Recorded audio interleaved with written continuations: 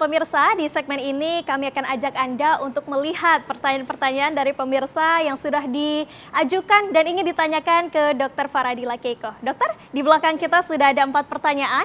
Yang pertama ada dari Salsabel NB _ Dok, izin bertanya dok, gangguan mental apa saja yang bisa timbul akibat sering melihat konten flexing di media sosial? Kemudian ada dari Hanum Charles _ Dok, ingin bertanya, apakah kebiasaan membandingkan diri dengan unggahan orang lain, terutama soal kekayaan, dapat memicu stres dan depresi? Kemudian ada dari Safa Karimah, dok izin bertanya bagaimana masyarakat dapat menyikapi fenomena pamer kekayaan agar tidak merusak kesehatan mental. Dan yang terakhir ada dari Yoa.ris23, pagi dok, bagaimana kalau flexing tapi barangnya minjem? Itu kelainan nggak dok? Silakan dijawab. Oke, jadi kalau apakah flexing bisa mengakibatkan gangguan mental? Bisa ya, tapi tentu nggak semua ya.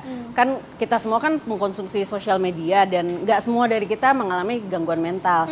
Jadi orang yang mengkonsumsi sosial media terus mengkonsumsi konten flexing dan melakukan perbandingan diri tadi, perbandingan sosial terhadap orang lain, itu beresiko untuk mengalami gangguan mental. Jadi nggak semua ya, hanya beresiko gitu. Kalau dia banding-bandingin terus, dia lebih nih dari aku, mobilnya lebih banyak, rumahnya lebih bagus, bajunya lebih bagus, terus dia jadi kepercayaan dirinya rendah, terus tadi beresiko mengalami gangguan depresi, kecemasan, bahkan sampai self harm atau keinginan bunuh diri itu bisa terjadi. Atau misalnya kayak gangguan makan itu juga bisa terjadi. Jadi ini merupakan resiko ya, jadi belum pasti. Kemudian caranya biar nggak merusak kesehatan mental tentunya menggunakan sosial media secara lebih bijak ya.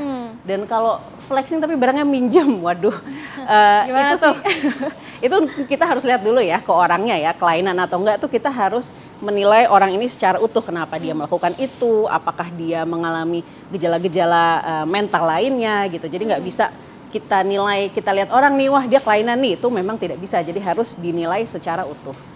Oke dokter, tapi kalau misalnya kayak tadi nih, minjem begini, dampak kedepannya seperti apa sih? Kalau misalnya dia terus melakukan, menghalalkan gitu berbagai macam cara agar dapat diakui masyarakat, dampaknya seperti apa ke depannya? Ya itu memang kan pengakuan ini apalagi di sosial media tuh kan nggak ada habisnya ya. Jadi ini bisa jadi seperti adiksi juga, seperti yang kita bahas tadi gitu. Jadi pengen dapat pengakuan, terus misalnya dapat like, mau lagi, mau yang lebih, terus itu kan sebenarnya nggak ada habisnya.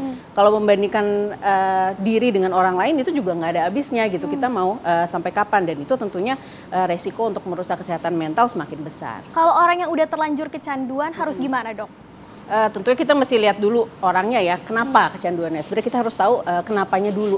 Karena kita harus mengatasi akar masalahnya. Jadi semua orang tuh pasti motivasinya beda-beda, cerita backgroundnya itu beda-beda. Misalnya dia flexing karena insecure. Nah insecure ini kenapa? Apakah waktu kecil kurang dapat validasi dari orang tuanya, atau waktu remaja, atau waktu sudah besar, dan kita bantu gimana caranya untuk mendapatkan validasi secara sehat, karena itu kebutuhan dasar manusia juga sebenarnya ya. Kalau yang udah masuk ke masalah kesehatan mental itu seperti apa dok? Sebenarnya semua masalah kesehatan mental tandanya 2 ya, ada di stres atau disfungsi.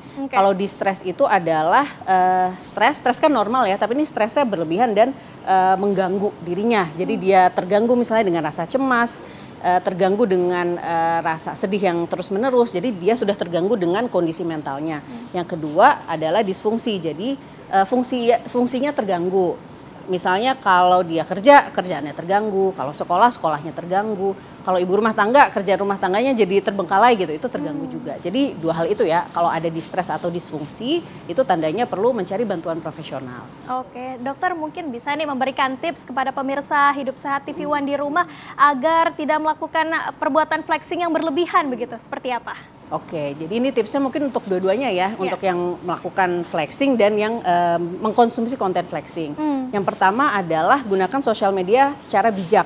Jadi kita perlu melimitasi, kita perlu memilah-milah nih yang mana yang kita konsumsi. Caranya sebenarnya kan kalau misalnya sosial media itu awalnya dibuat supaya kita bisa terhubung sama orang-orang terdekat kita. Nah itu yang perlu kita fokuskan, orang-orang yang memang kita care sama mereka dan mereka juga care sama kita. Kalau sekarang kan memang sudah meluas ya ke orang-orang yang terkenal, orang siapa kita follow semua gitu. Itu kita lebih baik fokus ke orang-orang terdekat. Kemudian kita boleh follow akun-akun yang memiliki dampak positif, jadi yang membuat kita termotivasi untuk bisa mengembangkan diri secara lebih baik lagi. Dan tentunya waktu untuk menggunakan sosial media ini perlu dibatasi ya, jangan sampai mengkonsumsi mayoritas waktu kita. Karena tentunya yang tips saya yang kedua, kita harus fokus ke kehidupan nyata kita gitu, jangan sampai kehidupan online menggantikan kehidupan offline, kan itu nggak akan bisa menggantikan.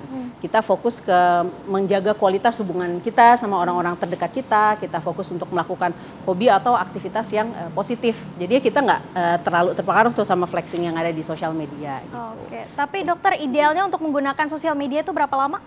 Sebenarnya sih tergantung ya, yang penting tergantung orangnya, tergantung dia kesibukannya seperti apa, yang penting mayoritas waktu tuh nggak di sosial media gitu. Kalau sekarang kan ada screen time ya, jadi kita bisa membatasi waktu kita di sosial media. Sebenarnya sih lebih sedikit tentunya lebih baik. Seperti Oke, baik. Terima kasih Dr. Faradila Keiko sudah memberikan paparannya kepada pemirsa Hidup Sehat TV One di rumah. Semoga ini bisa bermanfaat untuk kita semua. Dan pemirsa, demikian Hidup Sehat untuk hari ini. Saya Sekar Wanda, pamit undur diri. Terima kasih atas perhatian Anda. Sampai jumpa. Indonesia Hidup Sehat.